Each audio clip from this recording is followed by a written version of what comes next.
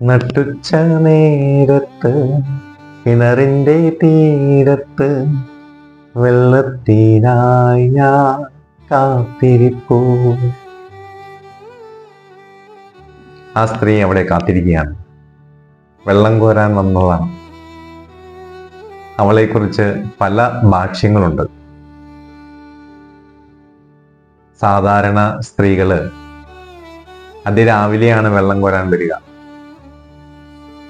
2-3 ഊഹാപോഹങ്ങൾ ഇങ്ങനെയാണ്. ഒന്നുകിൽ അവൾ ഒരു ഗണിക സ്ത്രീ ആയിരിക്കാം, ആരെയെങ്കിലും വലയിൽ വീഴ്ത്താൻ വന്നതായിരിക്കാം, അല്ലെങ്കിൽ ജീവിച്ച ജീവിതത്തിൽ മനം നൊന്ത് മറ്റാർക്കും മുഖം കൊടുക്കാതെ ഇടസമയത്ത് വെള്ളം കോരാൻ വന്നതായിരിക്കാം. അതുമല്ലെങ്കിൽ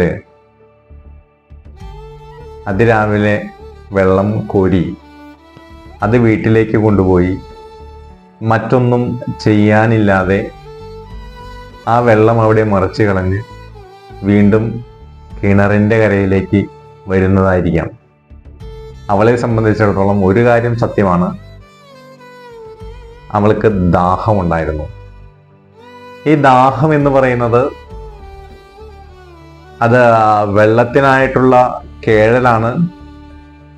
അല്പം കൂടി ഒരു സ്റ്റെപ്പ് കൂടി മുന്നോട്ട് പറഞ്ഞാൽ അത് ശാരീരികമായ അഭിലാഷങ്ങളുടെ തീർത്താലും തീരാത്ത അതിനോടുള്ള അഭിവാജ്ഞയാണ്. അപരിചിതനായി പരിചയപ്പെട്ട ഈശോ അവരുടെ ഗുരുവായി നാഥനായി നല്ല ഒരു സ്നേഹബന്ധം സ്ഥാപിച്ച് തിരികെ പോകുന്നു. തിരികെ പോകുമ്പോൾ ആ ഗുരുവിനെ കൂടി തൻ്റെ ഒപ്പം കൂട്ടാനുള്ള ആഗ്രഹത്തോടുകൂടി അവൾ തിരികെ പോകുന്നു. ആ സ്ത്രീക്ക് ദാഹിക്കുകയായിരുന്നു.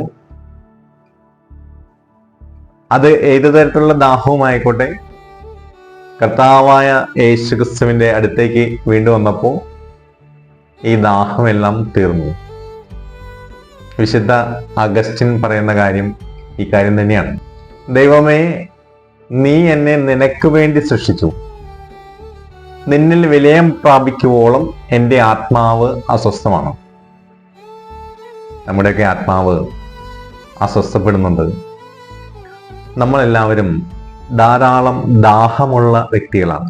കുറെ വെള്ളം നമ്മൾ കുടിച്ചു തീർത്തിട്ടുണ്ട്. അഹങ്കാരത്തിൻ്റെ, ആർഭാടത്തിൻ്റെ, ജഡികതയുടെ, പഞ്ചേന്ദ്രിയങ്ങളുടെ സുഖ സുഷുപ്തിയുടെ ദാഹങ്ങൾ പലതും നമ്മൾ കുടിച്ചു തീർത്തു.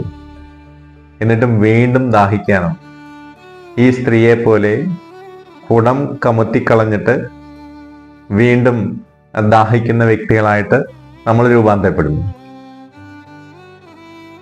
ദാഹം തീർക്കാൻ അവന് മാത്രമേ സാധിക്കൂ. ദൈവത്തിൻ്റെ ആത്മാവിനോട് വിലയം പ്രാപിക്കുന്നതാകട്ടെ ഈ നോയമ്പ് കാലം.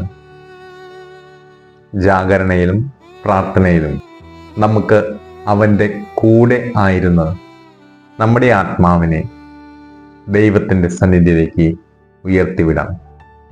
ദാഹം തീർക്കുന്ന ദൈവാത്മാവ് നമ്മളെ സഹായിക്കട്ടെ. ആമേൻ.